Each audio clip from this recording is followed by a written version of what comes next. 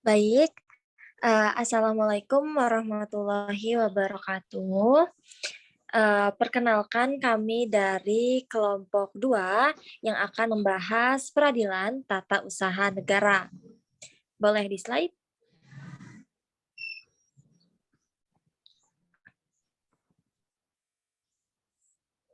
Boleh di slide lagi? Ya baik, di kelompok 2 ini beranggotakan saya, Zahwa Alia Maisaro, lalu ada rekan saya, Sherina Ariska, lalu ada rekan saya, Nisa Bidayatul, Resti Mariam, Mary Safia Fandini, Nurul Syamsi Sudrajat, dan Gilang Permana. Untuk pembahasannya akan dimulai oleh rekan saya. Baik, pembahasannya dari kelompok 2 yaitu peradilan tata usaha negara. Peradilan tata usaha negara adalah lingkungan peradilan yang dibentuk dengan tujuan menjamin kedudukan warga masyarakat dalam hukum. Peradilan tata usaha negara atau biasa disebut peratun merupakan lingkungan peradilan yang dibentuk dengan tanda disahkannya Undang-Undang Nomor 5 Tahun 1986 pada tanggal 29 Desember. Peradilan tata usaha negara menjadi lembaga hukum di bawah Mahkamah Agung yang membantu menyelesaikan sengketa tata usaha negara. Selanjutnya akan dijelaskan oleh rekan saya. Baik, selanjutnya akan membahas mengenai tujuan dan fungsi dari peradilan tata usaha negara. Nah, yang pertama, tujuan dibentuknya peradilan tata usaha negara ini ada dua. Yang pertama itu untuk mewujudkan tata kehidupan negara dan bangsa yang sejahtera, aman, tentram, serta tertib yang dapat menjamin kedudukan warga masyarakat dalam hukum. Lalu yang kedua, untuk menjamin terpeliharanya hubungan yang serasi, seimbang, serta selaras antara aparatur di bidang tata usaha negara dengan para warga masyarakat. Lalu selanjutnya ada fungsi peradilan tata usaha negara. Yang pertama, melakukan pembinaan pejabat struktural dan fungsional serta pegawai lainnya, baik menyangkut administrasi, teknis, justisial maupun administrasi umum. Lalu yang kedua, melakukan pengawasan atas pelaksanaan tugas dan tingkah laku hakim dan pegawai lainnya.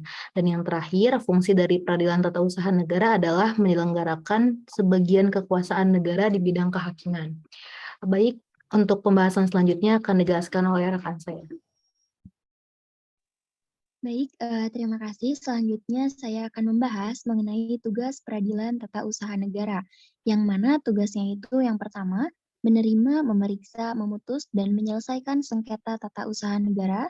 Kemudian yang kedua, meneruskan sengketa-sengketa tata usaha negara ke Pengadilan Tata Usaha Negara atau PTUN dan Pengadilan Tinggi Tata Usaha Negara atau PTTUN yang berwenang. Kemudian yang ketiga, meningkatkan kualitas dan profesionalisme hakim, serta yang keempat, meningkatkan kepercayaan masyarakat terhadap lembaga peradilan guna meningkatkan dan memanfaatkan atau memantapkan martabat dan wibawa aparatur dan lembaga peradilan. Yang kelima, memantapkan pemahaman dan pelaksanaan tentang organisasi dan tata kerja kepanitraan pengadilan tata usaha negara. Dan yang terakhir yaitu untuk membina calon hakim dengan memberikan bekal pengetahuan di bidang hukum dan administrasi peradilan tata usaha negara atau PTUN agar menjadi hakim yang profesional. Selanjutnya akan dibahas oleh rekan saya. Baik, untuk yang selanjutnya yaitu asas-asas hukum acara PTUN. Yang pertama ada asas praduga, yang kedua ada asas pembuktian bebas, yang ketiga ada asas keaktifan hakim, dan yang terakhir ada asas putusan pengadilan mempunyai kekuatan mengikat. Untuk selanjutnya akan dijelaskan oleh rekan saya. Baik, terima kasih. Saya akan melanjutkan penjelasan dari rekan saya. Selanjutnya yaitu asas praduga atau rehmatik, yaitu setiap tindakan penguasa harus selalu dianggap rehmatik atau benar menurut hukum, sampai kemudian ada pembatalannya oleh yang berwenang. Lalu asas pembuktian bebas. Pada asas ini berlaku ketentuan diantaranya, satu, dalam melakukan pembuktian, hakim tidak tergantung pada fakta yang dikemukakan para pihak. Kedua, hakim yang menetapkan beban pembuktian.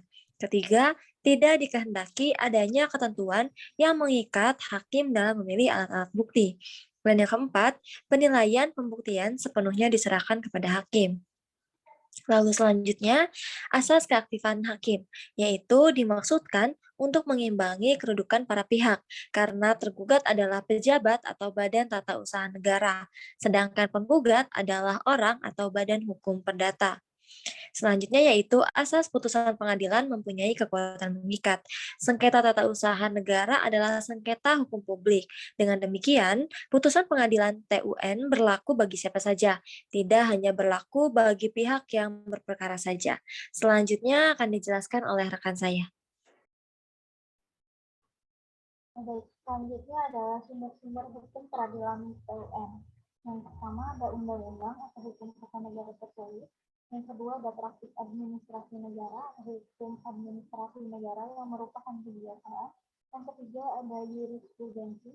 Yang keempat ada anggapan para ahli hukum administrasi negara mengenai undang-undang sebagai sumber hukum tertulis. Selanjutnya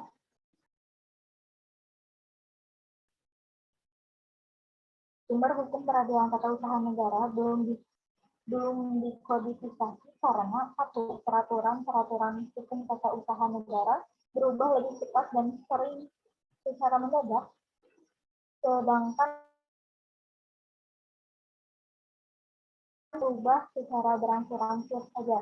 Yang kedua, pembuatan peraturan hukum tata usaha negara tidak berada dalam satu tangan, yakni di luar pembuat undang-undang pusat, hampir semua departemen dan semua pemerintah daerah membuat juga peraturan hukum administrasi negara, sehingga lapangan hukum administrasi negara beraneka warna dan tidak bertikam.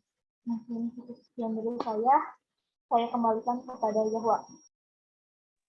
Baik, terima kasih kepada rekan-rekan yang sudah menjelaskan penjelasan mengenai peradilan tata usaha negara.